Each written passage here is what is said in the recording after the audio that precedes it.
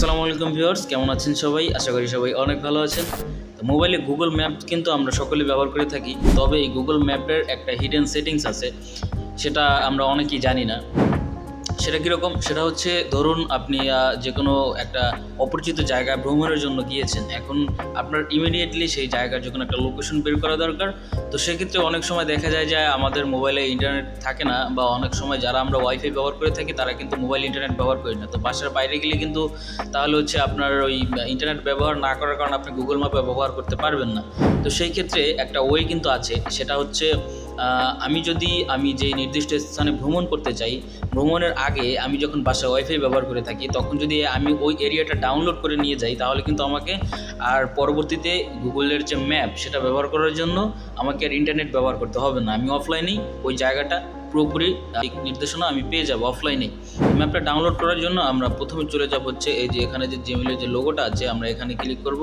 ঠিক আছে, এখানে ক্লিক করার পরে আমরা চলে যাব এখান থেকে হচ্ছে এই যে অফলাইন ম্যাপ। এই যে দেখুন এখানে একটা অপশন শো করছে অফলাইন ম্যাপ, আমরা এখানে ক্লিক করব।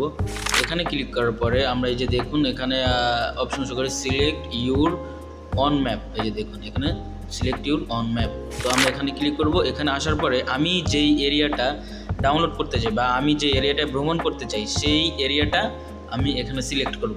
ধরুন আমার যে এরিয়া, আমি এটাকে ডাউনলোড করব। এই যে আমার যে নারায়ণগঞ্জ এরিয়া, আমি এটাকে ডাউনলোড করব। এটাকে ডাউনলোড করার জন্য আমি এই যে ফোকাসটা, পুরো যে ফোকাসটা এটা আমি আমার এরিয়ার উপরে রাখবো। তারপর এখান থেকে যে সিম্পলি ডাউনলোড। তো এখানে দেখুন আরেকটা জিনিস, এই যে পুরো ম্যাপটা এটা কত এমবি, মানে কত এমবি খরচ হবে আমাকে এটা ডাউনলোড করার জন্য, সেটাও কিন্তু এখানে এই যে দেখাচ্ছে, দেখেছেন?